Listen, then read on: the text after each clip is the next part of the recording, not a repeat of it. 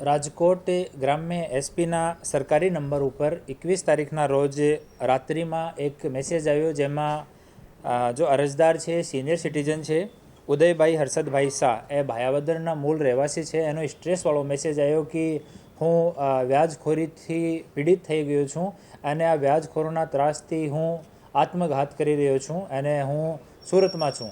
તો આ મેસેજ મળતા તરત જ આપણા ધોરાજીના એએસપી શ્રી સિમરન ભારદ્વાજ અને ભાયાવદરના પીઆઈ વિજય પરમાર અને એલસીબીના પીઆઈ વિજય ઓડેદરા, આ તમામ લોકોની એક ટીમ તૈયાર કરીને એને સૂચના આપી કે આપણે આની ઉદયભાઈની મદદ કરવાની છે. ઉદયભાઈની લોકેશન જોતાં ઉદયભાઈની લોકેશન સુરત શહેરના મહેદરપુરા પોલીસ સ્ટેશન વિસ્તારમાં આની લોકેશન આવતી હતી. મહેદરપુરા પીઆઈ સાથે વાત કરવામાં આવી અને ઉદયભાઈને ત્યાંથી પોલીસ સ્ટેશન લઈ જવામાં આવ્યા અને એને સમજ કરીને પરિજનો સાથે આને ભાયાવદર મોકલવામાં આવ્યા.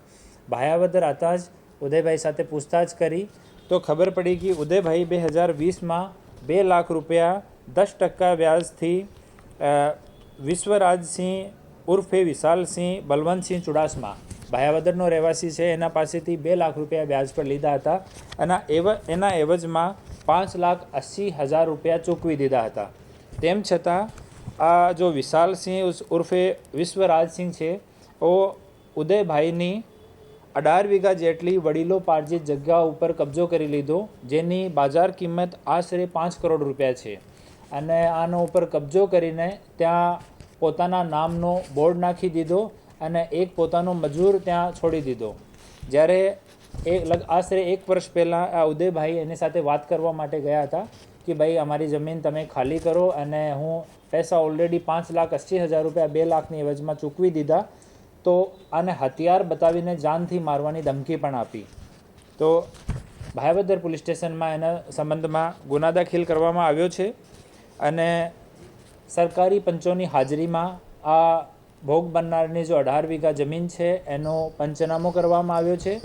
અને જ્યારે આ પંચનામાની કાર્યવાહી ચાલતી હતી ત્યારે આરોપી છે ઓ પોતાનો કબજો અહીંયાથી પોતાની ઈચ્છાથી રિમૂવ કરી દીધો અને હવે જમીન આને હેન્ડઓવર કરવાની કાર્યવાહી ચાલુ છે ભોગ બનનારને.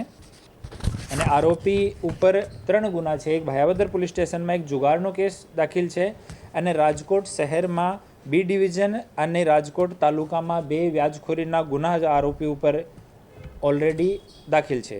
અને ભાયાવદર પોલીસ સ્ટેશનમાં બીએનએસની કલમ 308(5), 351(3), આર્મ્સ એક્ટ અને ગુજરાત નાણાં ધીરધાર કરનાર અધિનિયમ 2011 મુજબ ગુના દાખલ કરવામાં આવ્યો છે. અને ફરીથી અમે તમામ જનતાને અપીલ કરીએ છીએ કે એવો કોઈ વ્યાજખોર તમને ત્રાસ આપતો હોય, જો સરકાર અપ્રૂવડ રેટ છે એનાથી વધારે તમારાથી પૈસાની ઉઘરાણી કરતો હોય, પઠ્ઠાની ઉઘરાણી કરતો હોય, કોઈ તમારી ગાડી કે જમીન ઉપર કબજો કરી લીધો હોય, તો તમે પોલીસ સાથે સંપર્ક કરો, અમે લોકો તમારી મદદ કરીએ.